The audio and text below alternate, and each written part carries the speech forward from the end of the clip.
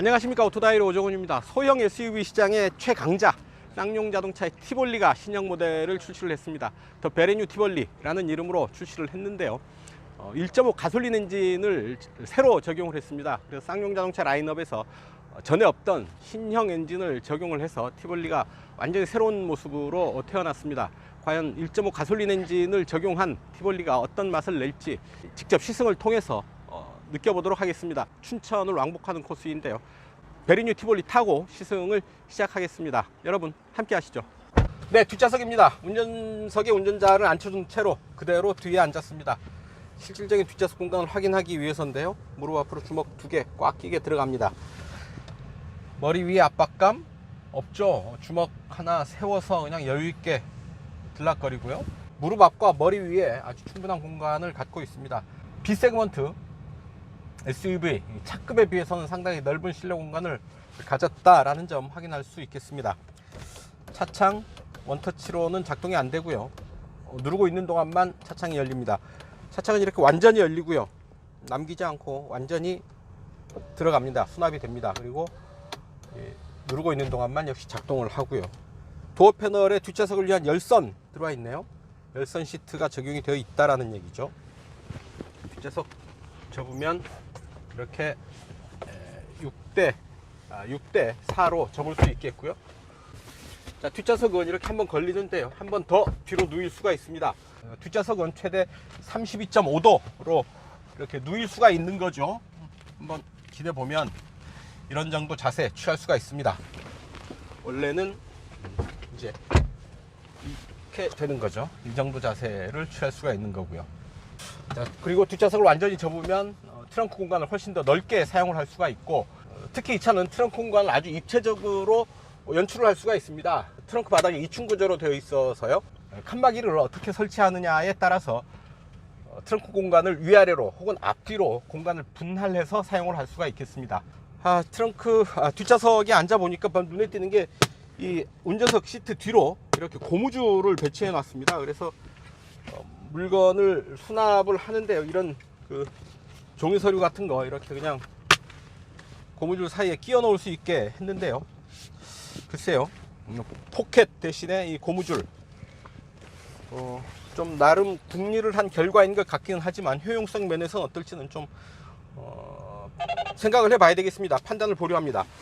그리고 뒷좌석 바닥 센터 터널 손가락 한 마디 정도 살짝 솟았는데 거의 의미 없는 그런 높이가 되겠습니다. 앉아보면 역시 무릎 앞과 머리 위로 충분한 공간을 갖고 있고요. 뒷좌석 가운데 시트가 살짝 솟은 듯 하지만 다른 차들에 비해서는 훨씬 편한 가운데 자리가 아닐까 싶습니다. 이렇게 팔걸이를 내리면 2개의 컵홀더가 있고요. 하지만 뒷좌석을 위한 별도의 어떤 공조장치 혹은 USB 포트 이런 부분들은 없겠습니다. 굳이 뒷좌석을 위한 편의 장비를 찾으라고 한다면 뒷좌석 열선 그리고 리클라이닝 되는 시트 정도가 되지 않을까 싶습니다. 네, 뒷좌석 이 정도로 살펴보시고요. 이제 앞에서 직접 운전하면서 시승 이어가도록 하겠습니다. 네, 운전석입니다. 쌍용차답지 않게 아주 심플하고 단정한 인테리어를 만날 수 있습니다. 투톤으로 처리된 인테리어 컬러 그리고 가죽 시트가 몸에 닿는 느낌은 상당히 좋고요. 센터 페이시아의 디자인도 센스 있게 처리되어 있네요. 자, 시동 한번 걸어볼까요? 자, 계기판 그래픽이 상당히 화려해졌죠. 실례하겠습니다. 예. 대비 때문에 그런데 잠시 실례될까요? 예. 쌍용차답지 않게 상당히 심플하고 깨끗한 인테리어를 만날 수 있습니다. 센터 페이시아 상당히 센스 있게 디자인되어 있고요. 특히 변속 레버 각진 듯 좀 뭉툭한 하나의 덩어리의 느낌을 주는 이런 변속 레버 손에 닿는 느낌이 참 좋습니다. 자, 스티어링 휠 한번 볼까요? 하나, 둘, 딱 3회전, 2.8회전, 2.9회전 정도 합니다. 3회전에 살짝 미치지 않는 정도의 조향비를 보이고 있는 거죠. 차급에 비해서는 조금 넉넉한 조향비라고도 볼 수 있겠습니다. 이 차 차체가 그렇게 크지 않죠. 길이가 4225, 너비가 1810, 너비가 상당히 넓은데요. 그리고 높이가 1615, 사륜일 경우에 1620입니다.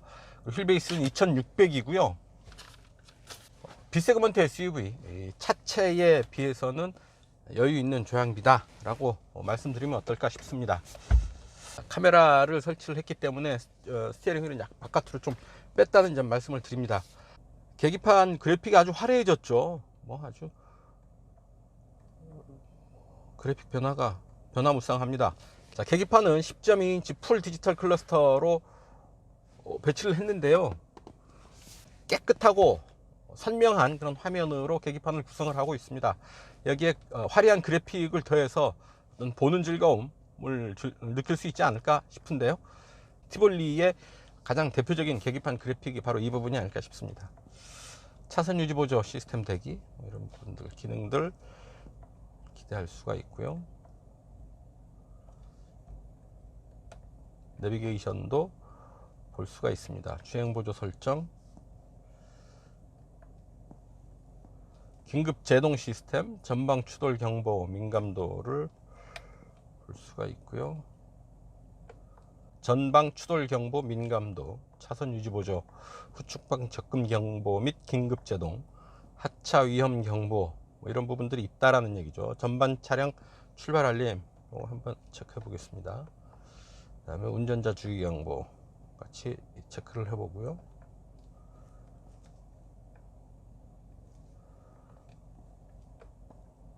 안전결의 경보, 빠진 것들이 많네요. 이런 부분들, 주행 보조 시스템, ADAS 시스템을 쌍용차는 딥 컨트롤이라고 좀 더 차별화돼서 표현을 하고 있습니다. 아주 많은 기능들이 있는데요. 긴급 제동 보조, 차선 이탈 경보, 차선 유지 보조, 스마트 하이빔, 전방 추돌 경보 등이 있었고요. 이제 여기에 추가된 게 앞차 출발 알림, 부지 운전 경보, 안전거리 경보, 사각지대 감지, 차선 변경 경보, 후측방 접근 경보, 후측방 접근 경고, 후측방 접근 충돌 방지 보조, 탑승객 하차 보조 등이 이제 적용되어 있습니다. 오늘 왜 이래 좀. 네, 오종훈입니다. 이렇게 계기판 그래픽이 아주 화려하고 다양한 정보를 띄울 수 있게 되어 있어서요, 선명한 화면을 통해서 좀 더 정확한 정보를 파악할 수가 있겠습니다. 자, 센터페이시 볼까요? 9인치 AVN 모니터가 적용되어 있죠. 오디오, 비디오, 그리고 내비게이션 모니터인 거죠. 이렇게 터치식인데 아주 터치의 느낌도 좋고요. 바로바로 반응을 합니다.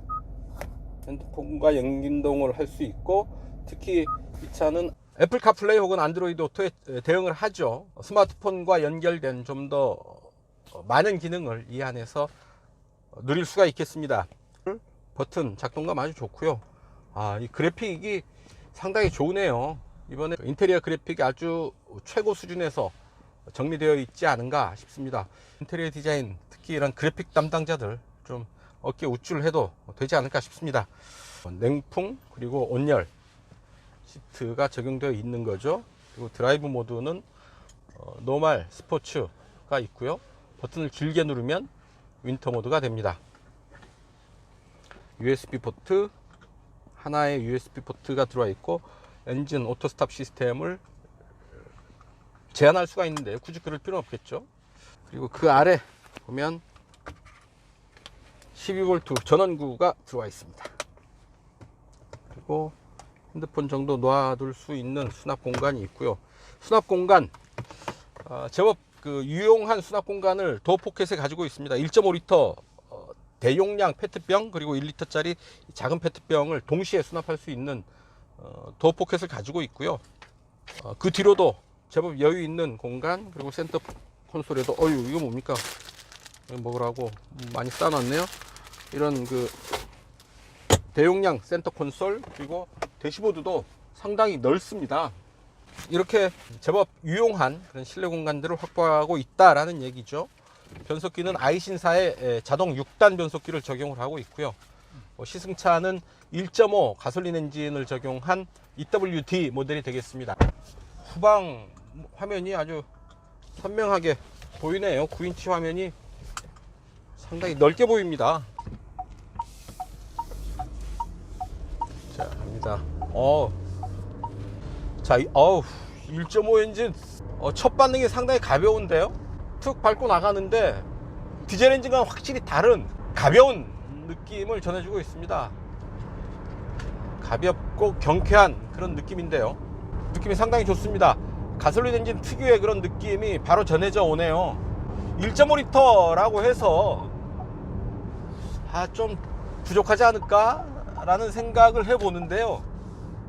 163마력의 힘이, 그리고 자 26.5kgm의 토크, 1500rpm에서부터 4400rpm 구간에서 고르게 터집니다. 이른바 풀플랫 토크라고 쌍용차는 설명을 하고 있는데요. 차가 움직이는 거의 전 영역에서 최대 토크가 발휘가 되면서 아주 효과적으로 효율적으로 움직이게 된 거죠. 바로 이런 분들 어떤 그 디젤 엔진에서 만날 수 있는 그런 특징이었는데요. 가솔린 엔진에서도 그런 토크, 최대 토크의 발생 범위를 아주 폭넓은 구간에서 확보를 하면서 좀 더 엔진의 효율성, 또한 그 차가 움직이는 거의 모든 영역에서 최대한의 힘을, 최대의 토크를 얻을 수 있도록 차를 세팅했다라고 얘기를 할 수가 있겠습니다. 일단 조용합니다. 역시 가솔린 엔진 특유의 어떤 그 가볍고 경쾌한 발걸음이 이어지는 가운데 조용한 실내, 확실히 조용하다, 그리고 진동도 덜하다 라는 거를 바로 느끼게 되는데요. 노면에서 올라오는 자글거리는 소리가 아주 조금 실내로 들어오는 듯 하고요. 자잘한 충격, 노면의 자잘한 충격 혹은 흔들림, 쇼크, 이런 부분들은 있는 듯 마는 듯 그냥 밟고 지나가는 그런 느낌입니다. 자, 1.5L 가솔린 엔진, 터보를 적용한 1.5L 가솔린 엔진, 쌍용차 처음 개발한 신형 엔진이죠. 이제 이 엔진이 이제 앞으로 다른 차종들의 코란도 뭐 이런 부분들에 확대 적용될 것으로 보이는데요. 첫인상, 엔진의 첫인상 상당히 괜찮습니다. 여기에 아이신사가 만든 6단 자동 변속기가 조합을 이루고 있죠. 상당히 부드러운 변속감 먼저 느낄 수 있겠고요. 시프트 다운을 할 때 확실한 변속감을 느낄 수가 있겠습니다. 자, 가속 페달을 꾹 밟으면 킥다운 버튼이 느껴지고요. 자, 이 차 EWD 모델이죠. EWD 모델은 후륜 서스펜션이 토션 빔입니다. 사륜구동일 경우에 멀티링크 방식을 적용을 하고요. 2륜일 경우에는 토션 빔 서스펜션을 적용을 하는 거죠. 결국 뒷차축이 일체형으로 되어 있다라는 얘기인데요. 자, 제동. 고속에서도 상당히 안정감 있게 속도를 제어를 하는데요. 가면 좋겠구만. 차로를 넘을 때 이런 경고음을 들려줍니다. 차선 이탈 경고 장치죠. 계기판 그래픽을 좀 달리 가보죠.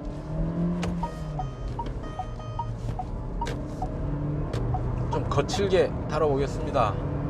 스포츠 모드로 가고요. 킥다운, 가속 페달을 깊게 밟고 변속 레버는 수동 변속 모드로 올라가고 있습니다. 어필에 코너링이 겹치는 구간인데요. 야, 힘있게 잘 올라가네요. 뒷부분이 통통 튀는 듯한 그런 느낌, 완전히 속일 수는 없습니다만 전륜구동의 토션빔을 적용한 차치고는 상당히 악착같이 코너를 잘 돌아나간다 싶습니다. 아유, 자, 이놈 아주 야무진데요. 아주 타이트하게 돌아가는 코너에서 밀리지 않고 그립을 잃지 않고 악착같이 물고 돌아갑니다. 보통 SUV면 차체가 좀 높죠. 무게중심이 좀 아무래도 좀 높을 수밖에 없는데요. 그래서 코너에서 좀 타이트하게 빠르게 돌아나갈 때 흔들림이 좀 느껴지거나 불안함이 증폭될 수밖에 없는 구조임에도 불구하고 코너에서 상당히 강한 면모를 보여주고 있습니다. 코너에서 절대 유리한 구조가 아니죠. SUV인데다가 전륜구동입니다. 그리고 뒷바퀴도 일체식 서스펜션 토션 빔 방식이고요. 그래서 상당히 코너에서 좀 무리하면 언더나 오버 스티어링이 날 수 있는, 차체 균형이 깨질 수 있는 그런 구조임에도 불구하고 상당히 공격적인 코너링을 잘 소화해내고 있습니다.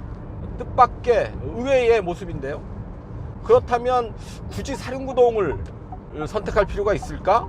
사륜구동을 선택하려면 177만 원을 추가로 더 내야 하는데요. 물론 사륜구동의 효과는 좀 더 넓고 다양하지요.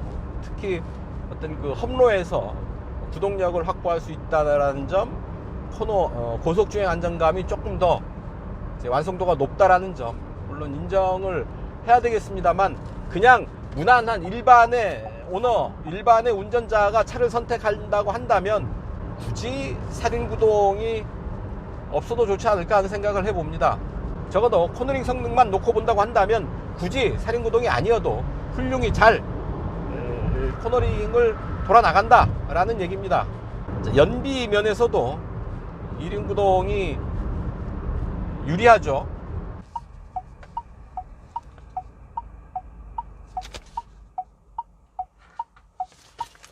자, 차가 멈추니까 엔진이 딱 정지가 됩니다. 엔진 스톱, 오토 스톱이 작동하는 거죠.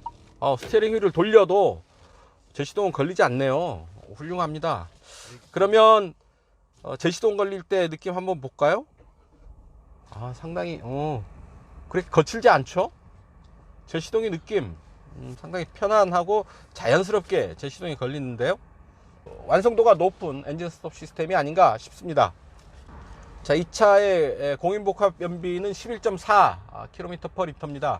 EWD에 8인치 타이어를 적용할 때 그렇죠. 4WD, 같은 조건의 4WD 차는 연비가 좀 더 떨어집니다. 아무래도 4WD 시스템 자체의 무게가 있고요. 동력 전달 과정에서의 상실되는 그런 동력이 있기 때문에 연비 면에서는 4WD가 그렇게 유리하지가 않죠. 타이어가 21550R 18 사이즈의 타이어를 적용을 하고 있습니다. 이렇게 흔들어 보는데요.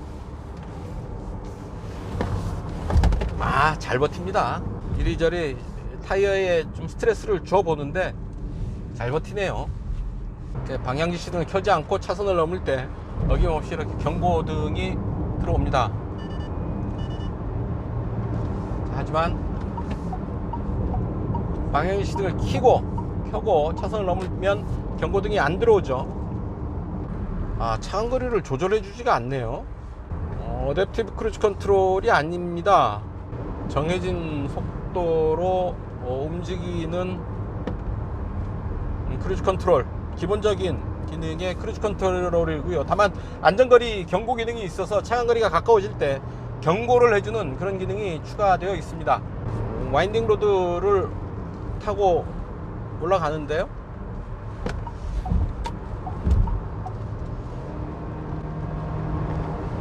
거칠 게 없습니다. 경쾌한 발걸음이 상당히 활기차게 움직이면서 차체를 잘 컨트롤하고 있습니다. 잘 제어하고 있고요. B세그먼트 SUV여서 조금 뭔가 부족하고 힘도 약하고 할 것 같은데요. 전혀 그렇지 않습니다. 엔진 배기량도 좀 약한 것 같고 힘도 좀 약할 것 같고 좀 이런저런 뭔가 조금씩 부족하고 약할 것 같은 그런 느낌이 있죠. B세그먼트 SUV이기 때문에 말이죠. 좀 작은 차, 작은 엔진이어서 그렇겠지, 뭐 그 정도겠지 라고 생각을 하면 오산이 아닐까 싶습니다. 조금 더 기대 이상의 성능을 만나게 됩니다. 자, 운전을 좀 거칠게 했더니 잠깐 쉬고 가라고 메시지가 나오고 있습니다. 휴식이 필요하다, 운전자가 지금 제정신이 아니다 라고 판단을 한 거죠. 베리뉴 티볼리에서 가장 칭찬을 받을 부분은 바로 이런 그 그래픽 부분이 아닌가 싶어요. 제일 칭찬해주고 싶습니다. 이런 아기자기한 그리고 섬세한 그래픽에 그 여성분들이 많이 호응을 하는 게 아닌가 싶습니다. 이 차 특히 티볼리 같은 경우에 여성 소비자들이 상당히 많다는데요. 작고 귀여운 모습, 그리고 이런 그 아기자기한 인테리어, 세심한 그래픽의 모습들이 여성 소비자들을 좀 더 끌어들이는 요소들이 되지 않을까 싶은데요. 실제로도 티볼리는 여성 소비자들이 좀 더 많다고 합니다. 시속 100km에 맞춰봅니다. RPM 약 1800을 마크를 하죠. 6단, 5단, 4단, 3단, 3단에 4200, 까지 유지를 한다라는 얘기죠. 그래서 아이신사의 6단 자동 변속기를 적용을 해서 약 3단에서 6단 사이에서 시속 100을 커버를 합니다. 자, 고속주행 보시죠. 자, 엔진 사운드가 좀 살아나죠. 바람 소리보다 엔진 소리가 좀 더 크게 들리는 듯 합니다. 터널 안에서는 약간 소리의 왜곡이 있죠. 바깥에 나가서 들어보죠.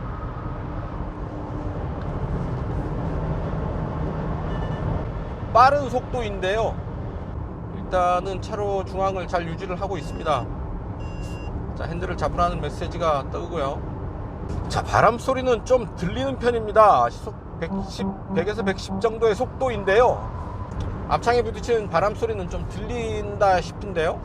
쌍용 자동차에서 실내가 조용하고 정숙한 편이라고 강조를 하고 있지만 실제로 느끼기에는 뭐 아주 조용하다라고까지 느껴지지는 않습니다. 하지만 차급을 감안을 해서 본다면 그 말에 동의할 수도 있기는 하죠.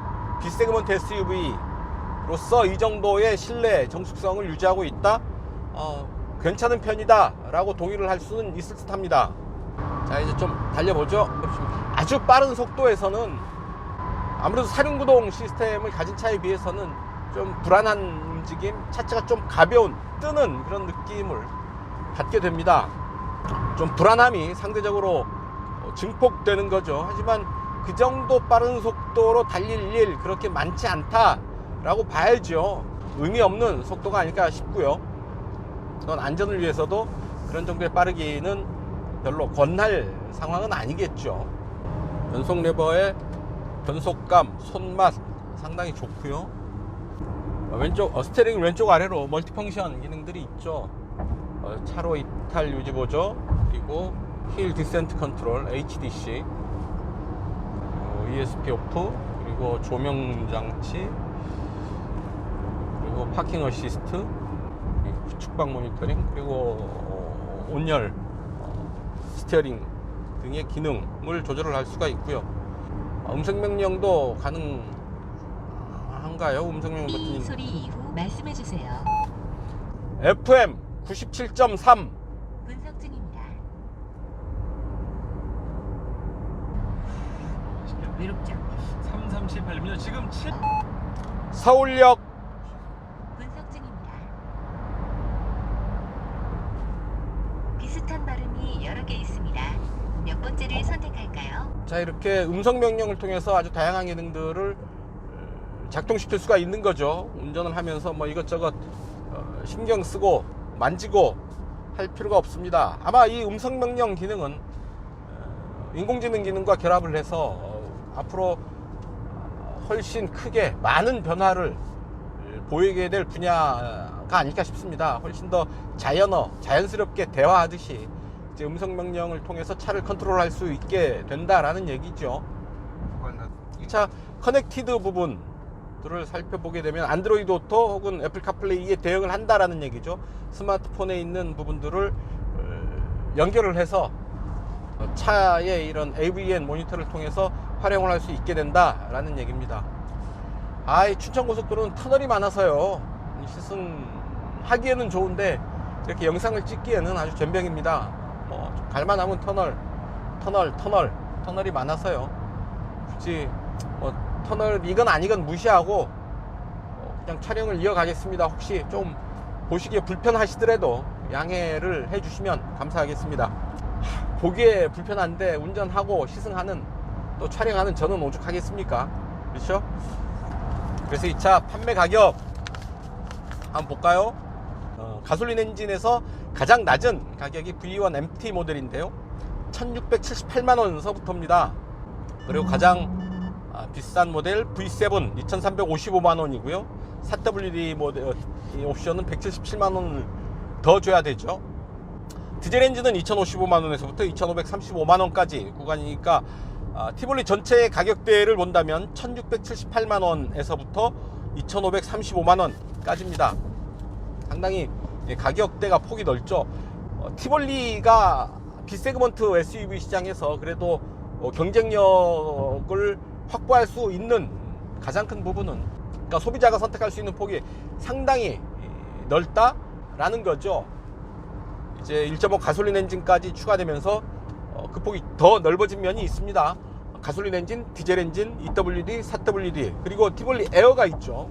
그러니까 보디 엔진과 보디 트림, 그리고 구동 방식에 따라서 아주 다양한 선택의 폭이 있기 때문에 소비자들의 입장에서는 일단 티볼리로 가면 내가 원하는 어떤 형태든 만날 수 있다라는 얘기죠. 가솔린인데 굳이 사륜구동까지는 필요 없어. 근데 차체는 조금 컸으면 좋겠어. 그러면 티볼리 에어로 가면 될 테고요. 작아도 4WD는 있어야 되겠어.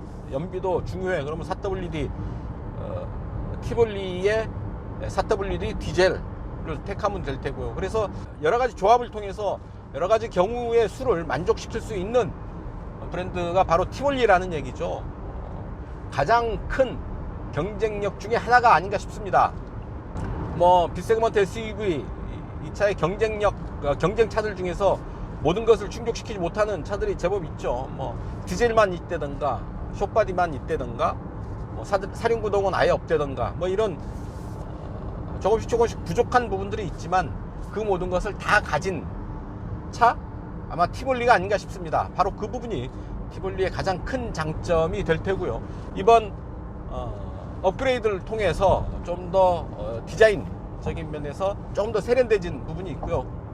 익스테리어보다 인테리어에서 좀 더 세련되고 완성도가 높은 수준을 만날 수 있게 되지 않았나 싶습니다.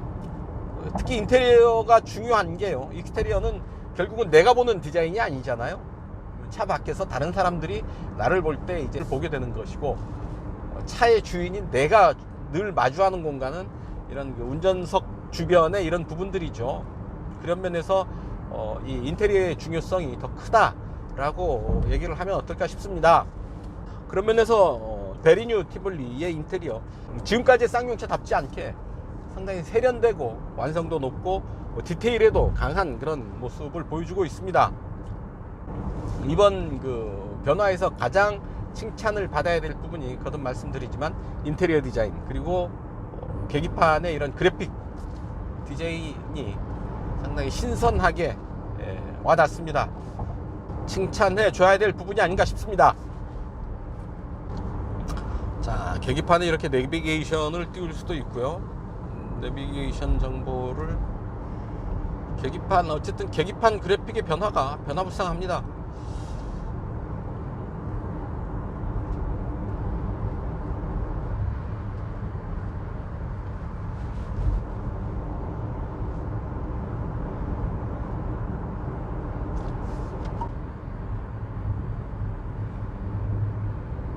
이렇게 실시간 연비를 볼 수도 있고요. 오토스탑 누적 시간도 보여줍니다. 공기압 보여주고, 트립 A, 트립 B 출발 후 63km를 왔고요. 1시간 5분 달려왔습니다. 연료 소모량은 6.1L. 연료 소모량 이 연비로 보여주면 어떨까 싶은데요. 차선 유지 보조 시스템 이렇게 활성화되어 있죠. 네, 오늘도 기자단 단체 시승으로 2인 1조로 약 60km 정도 시승할 기회를 얻었는데요. 이제 마무리들을 해야 될 시점입니다. 신형 티볼리, 베리뉴 티볼리, 상당히 티볼리는 처음서부터 이 네이밍이 참 잘 된 것 같아요. 마이 퍼스트 SUV 라는 표현에서 알 수 있듯이 이 차의 성격을 잘 담아내는 그런 표현이죠. 그리고 더 베리뉴 티볼리, 진짜 새로워진 티볼리라는 의미인데요. 익스테리어, 특히 인테리어에서 아주 마음에 쏙 드는 그런 변화를 마주할 수 있지 않을까 싶습니다. 그리고 가솔린 1.5 엔진, 어떤 그 티볼리의 히든 카드라고 봐도 좋지 않을까 싶을 만큼 상당히 경쾌하고 가벼운 몸놀림을 보여주고 있고요. 6단 아이신 변속기와 높은 수준에서 이제 완성도 높게 조화를 이루고 있어서 상당히 주행의 느낌이 차급을 뛰어넘고 있습니다. 차급을 뛰어넘는 그런 주행 품질을 만날 수 있어서 바로 이게 티볼리의 어떤 그 매력, 강점, 아닐까 싶은 생각을 해보게 되네요. 단도직입입니다. 어댑티브 크루즈 컨트롤이 아닙니다. 그래서 쌍용 자동차가 강조하는 딥 컨트롤에서 어댑티브 크루즈 컨트롤이 아니어서 그 완성도는 조금 떨어지는 느낌이 있는데요. 이왕 적용하는 것 어댑티브 크루즈 컨트롤을 적용을 했으면 어떨까 하는 생각을 해봅니다. 뭔가 하나 아쉬운 게 있는 거죠. 그리고 지붕의 틈새, 윈드실드와 만나는 앞부분에 이런 지붕의 틈새는 손가락 하나가 들락거릴 정도로 아주 틈새가 많이 벌어져 있습니다. 차급에 비하면 그렇게 큰 흠은 아니겠습니다만 그래도 그 틈이 너무 큰 듯합니다. 좀 야무지게 마무리를 하면 실내로 유입하는 소음을 줄이는 그런 효과도 있지 않을까 하는 생각을 하게 되고요. 그리고 뒷좌석에 터널을 나와서 계기판의 조명이 조절되는 시간이 좀 오래 걸리네요. 터널을 나와서 바로 계기판 조명이 조절되는 게 아니라 제법 시간이 지난 뒤에 계기판 조명이 조절이 되는데요. 한번 보죠. 자, 나갔죠. 1초, 2초, 3초, 4초, 5초, 6초. 약 5초에서 6초 사이에 5초에서 6초 정도 지난 뒤에야 이제 계기판 조명이 제대로 조절이 되는 거죠. 좀 느리지 않나 싶습니다.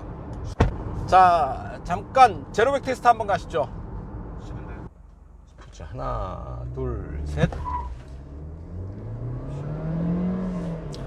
빠르게 올라갑니다. 휠스핀이 일어나는 소리 들으셨죠? 그만큼 확실한 가속, 초반 가속이 확실히 살아 있습니다. B 세그먼트 SUV 차급에 비해서 뭐라 그럴까요? 좀 경쾌합니다. 움직임이, 몸놀림이 상당히 경쾌하고 힘이 있습니다. 배기량 1.5라는 거 크게 걱정하지 않아도 될 듯 싶습니다. 아까도 말씀드렸습니다만 고객의 선택의 폭이 아주 넓어서 고객이 요구하는 거의 모두를 만족시킬 수 있는 트림의 라인업이 상당히 넓어서 그 점 또한 이 차의 어떤 그 장점, 다른 차들과 다른 경쟁 모델들과 차별화되는 티볼리만의 장점이 되지 않을까 싶습니다. 적어도 소형 SUV, 이른바 B 세그먼트 SUV에서 티볼리의 경쟁력은 상당히 강하다, 만만치 않다 라고 얘기를 할 수 있습니다. 쌍용 자동차의 얘기로는 이 시장의 1위다, 판매 1위다 라고 얘기를 하고 있습니다만 경쟁차로 꼽히는 혹은 경쟁차인 현대차의 코나도 만만치 않죠. 올 들어 판매량을 본다면 코나가 좀 더 우위에 있습니다. 누적 판매량으로 본다면, 몇 년치 누적 판매량으로 보면 티볼리가 좀 더 앞서는 면이 있고요. 기준을 어떻게 잡느냐에 따라서 약간의 변동의 가능성은 있겠습니다만 어쨌든 그만큼 BSUV 시장에서 티볼리의 어떤 그 존재감은 상당하다라는 얘기죠. 쌍용차가 우위를 점하고 있는 거의 유일한 시장이 아닐까 싶습니다. 베리뉴 티볼리의 선전을 기원하면서 자, 오늘 시승은 달리는 차 안에서 마무리하겠습니다. 오늘은 여기까지입니다. 지금까지 저는 오토다이어리 오종훈이었습니다. 감사합니다.